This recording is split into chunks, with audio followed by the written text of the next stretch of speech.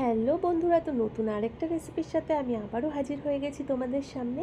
তো আজকে আমি তোমাদের করে দেখাবো কুমড়োর পকোড়া। হ্যাঁ, ঠিকই শুনেছো, আজকে কুমড়ো দিয়ে পকোড়া করব, যেটা কিন্তু ছোট বড় সকলেরই ভীষণ ভালো লাগবে। তো পুরো ভিডিওটা দেখতে থেকো আর সঙ্গে থেকো। তো চলো শুরু করি। প্রথমেই লাগছে বেশ খানিকটা কুমড়ো। তো কুমড়োটাকে প্রথমেই আমি কেটে চোকলাটা ছাড়িয়ে ভালো করে ধুয়ে নেব।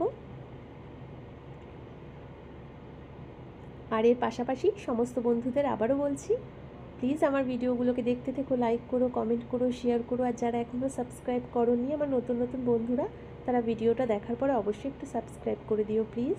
কারণ তোমাদের ভালোবাসা থাকলে আমি খুব তাড়াতাড়ি এগিয়ে যেতে পারবো, আর সামনে তোমাদের আরও নতুন নতুন রেসিপি উপহার দিতে পারবো।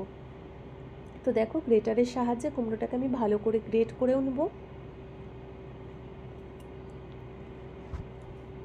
আর এইভাবে কিন্তু তোমরা অবশ্যই একবার কুমড়োর পকোড়া বাড়িতে ট্রাই করো। আশা করছি তোমাদের ভীষণ ভালো লাগবে। আর ছোট বড় সকলেই আমরা কিন্তু সবজিটা খুব একটা পছন্দ করি না, তো এই ফাঁকে কিন্তু আমাদের একটু সবজিও খাওয়া হয়ে যাবে। তো দেখো, কুমড়োটা আমি একটা বাটির মধ্যে তুলে নিয়েছি আর এরকম মিহি করে গ্রেট করেছি। লাগছে আমার দুটো কাঁচা লঙ্কা, কিছুটা ভাজা বাদাম, দুটো শুকনো লঙ্কা, সেটাও আমি ভেজে রেখেছি।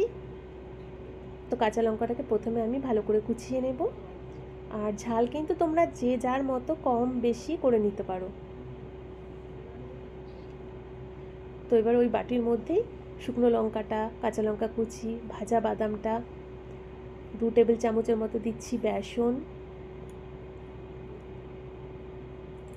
1 টেবিল চামচের মতো দিচ্ছি কর্নফ্লাওয়ার, স্বাদ অনুযায়ী দেবো লবণ,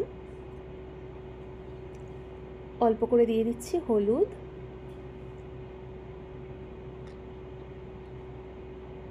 অল্প করে দিচ্ছি কালো জিরে,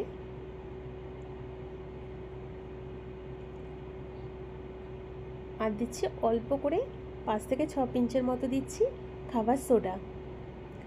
তো সমস্ত কিছু আমার দেওয়া হয়ে গেছে।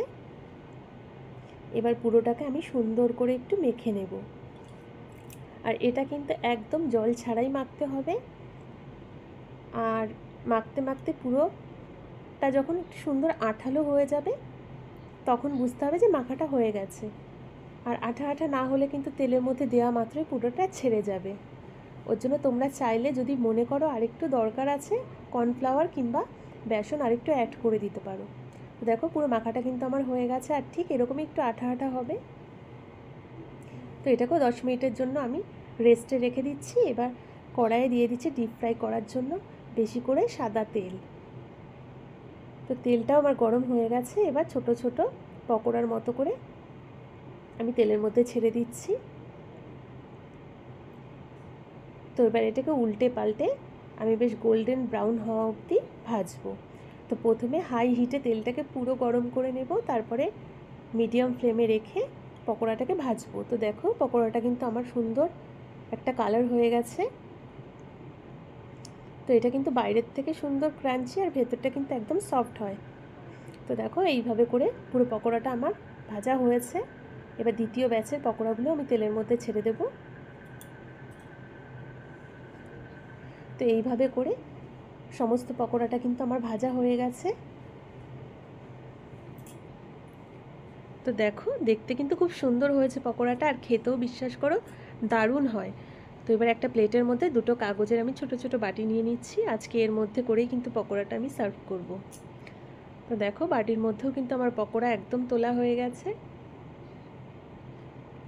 তো দেখো, দেখতে কিন্তু ঠিক এরকম হয়েছে। তো এটা কিন্তু দেখতেও খুব সুন্দর হয়, আর এটা খেতেও কিন্তু দারুণ হয়। তো তোমরা কিন্তু অবশ্যই এইভাবে একবার বাড়িতে ট্রাই করো, তোমাদেরও ভীষণ পছন্দ হবে। আর তোমরা কিন্তু বানানোর পরে আমাকে অবশ্যই কমেন্ট করে জানাবে তোমাদের কেমন লেগেছে। তো পকোড়াটা তো খুব সুন্দর হয়েছিল খেতে। তো নতুন নতুন ভিডিওর সাথে আবারও খুব তাড়াতাড়ি দেখা হবে। তো এখনের জন্য টাটা।